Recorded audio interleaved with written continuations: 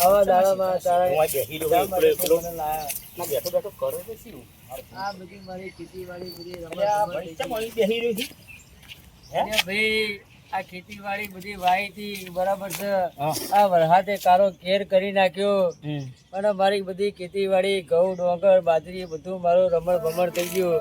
હવે મારો ઝેર પીવાનો વારો આવ્યો છે ભાઈ. પણ ભાઈ જો કુદરતના આગળ કોઈ પોક્યો નહીં પોકવાનું નહીં જો એના હાથમાં જે છે ને એ આપણા હાથમાં નહીં.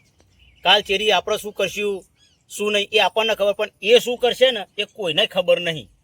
એ પણ એ ભાઈ હવે મારે તો હાલ છે ને મને કઈ ખબર જ નહીં પડતી કે મારે આગળ શું કરવું એમ. ના ના ભાઈ એવું ના વિચારવાનું જોઈએ તો જો આમાં આ જે થવાનું હતું એ થઈ ગયું બરાબર.